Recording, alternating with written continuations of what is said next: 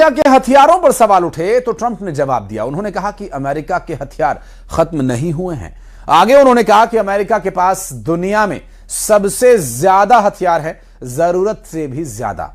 इस बयान के तुरंत बाद उन्होंने सोशल मीडिया पर एक एआई जनरेटेड तस्वीर साझा की जिसमें खार्ग आइलैंड पर हवाई हमला होते हुए दिखाया गया। और उधर ईरान ने ट्रंप पर पलटवार करते हुए कहा कि अमेरिका अपनी ही जंग में फंस गया, जिसकी उसे बहुत भारी कीमत चुकानी पड़ेगी। और इस बीच अमेरिका ने ट्रंप और नेतन्याहू की जो बैठक होने वाली है अमेरिका में, इस बैठक के पहले नेतन्याहू ने कहा कि ट्रंप से बातचीत में ईरान सबसे बड़ा मुद्दा होगा। ईरान युद्ध में फंसे ट्रंप, पैट्रियट मिसाइल खत्म। ये वाकई हैरान करने वाली बात है कि जिस वक्त हूथी सऊदी अरब की तेल रिफाइनरियों पर मिसाइलें दाग रहे हैं, उन्हें फूंका जा रहा है, ऐसे वक्त में ट्रंप ने सेना को आदेश दे दिया है कि ईरान पर हमला मत करो। इससे भी ज्यादा चौंकाने वाली खबर तो ये है कि 5 महीने से चल रहे ईरान युद्ध में ऐसा पहली बार हुआ है जब कुवैत और बहरीन ने मिलकर यूएई की मदद से ईरान पर सीधे मिसाइल और ड्रोन हमला कर दिया। दावा किया जा रहा है कि पहली बार कुवैत और बहरीन की सेना ने मिलकर के ईरान पर हमला किया है। इन हमलों के बीच अचानक अमेरिका की तरफ से ईरान पर हमला न करने को लेकर एक चौंकाने वाला दावा अमेरिकी मीडिया द न्यूयॉर्क टाइम्स और एक्सियोस की रिपोर्ट में किया गया। द न्यूयॉर्क टाइम्स और एक्सियोस की रिपोर्ट के मुताबिक अमेरिकी राष्ट्रपति डोनाल्ड ट्रंप ने शुक्रवार यानी 24 जुलाई 2026 को अपने शीर्ष सलाहकारों और कैबिनेट मंत्रियों के साथ एक लंबी हाई लेवल बैठक की। और इस बैठक के बाद ट्रंप ने अमेरिकी सेना को ईरान पर किसी भी नए और बड़े हमले करने से रोकने का सख्त आदेश दे दिया।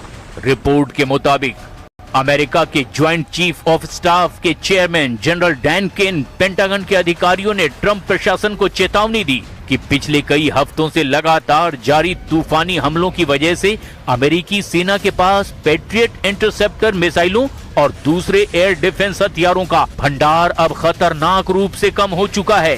अब हालात ये हैं कि अप्रैल के अंत तक अमेरिकी सेना मिडिल ईस्ट में 1200 से ज्यादा पैट्रियट इंटरसेप्टर मिसाइलें खर्च कर चुकी है। अगर युद्ध और लंबा खिंचता है और इसी रफ्तार से और आगे बढ़ता है तो मध्य पूर्व में तैनात अमेरिकी सैनिकों और उनके सहयोगी देशों की रक्षा करना नामुमकिन हो जाएगा। हालांकि अमेरिकी अधिकारियों का ये भी कहना है कि ये रोक अस्थायी हो सकती है और जरूरत पड़ने पर सेना फिर से एक्शन मोड में आ सकती है। लेकिन फिलहाल हथियारों की कमी ने अमेरिका की सांसें अटका दी है। अमेरिकी अधिकारियों के मुताबिक व्हाइट हाउस में हाल ही में बातचीत अमेरिकी इंटरसेप्टर मिसाइलों के खत्म होने के मुद्दे पर केंद्रित रही, खास करके तब से जब जॉर्डन में एक ईरानी मिसाइल अमेरिकी एयर डिफेंस को भेदकर 3 अमेरिकी सैनिकों की मौत की वजह बन गया।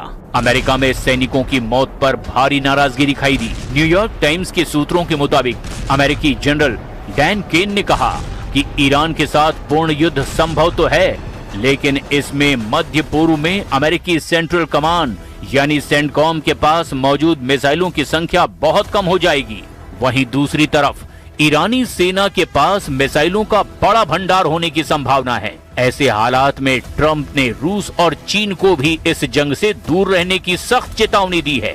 ट्रंप का दावा है कि चीनी राष्ट्रपति शी जिनपिंग और रूस के राष्ट्रपति व्लादिमीर पुतिन ने उन्हें भरोसा दिया है कि वे तेहरान को हथियार सप्लाई नहीं करेंगे। ट्रंप ने साफ कह दिया कि अगर चीन या रूस ने इस नियम को तोड़ा तो उन्हें इसके बहुत गंभीर परिणाम भुगतने होंगे। So we've hit Iran very hard. Their Navy is gone. Their Air Force is gone. 250 jets no longer. 159 boats. Good boats. In fact, I said, why the hell didn't we keep them? We could have used them. But 159, but all at the bottom of the sea. They have no radar. They have very few drones left, despite what you see. And every once in a while, they're going to set some things up, but they don't have much left. And by the way, they are talking to us right now. They'd love to make a deal. I don't think they're ready to. I don't think it's time yet, but I'm willing to listen. But they cannot have a nuclear weapon. Iran में भारी तबाही, Bahrain Kuwait ने पहली बार किया हमला।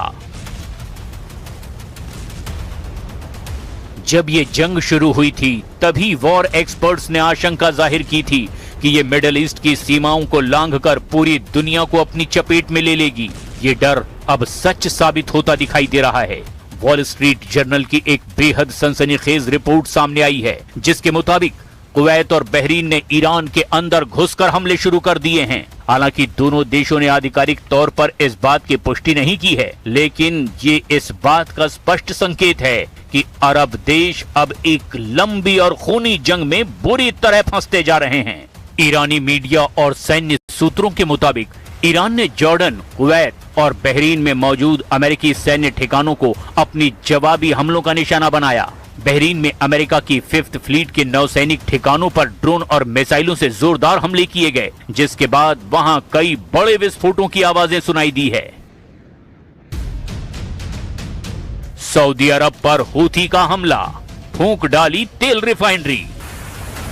Middle east के energy hub पर मंडराता खतरा अब और गहरा गया है। यमन के हूथी विद्रोहियों ने सऊदी अरब पर एक बार फिर बड़ा हमला बोल दिया है। हूथी विद्रोहियों ने दावा किया कि उन्होंने 25 जुलाई को सऊदी अरब के जजान में स्थित सऊदी आरामको रिफाइनरी को 3 बैलिस्टिक मिसाइलों से निशाना बनाया। ये जानना भी जरूरी है कि जजान रिफाइनरी सऊदी अरब की 5वीं सबसे बड़ी ऑयल फैसिलिटी है। इस हमले के बाद कुवैत समेत कई खाड़ी देशों ने इसकी कड़ी निंदा की है।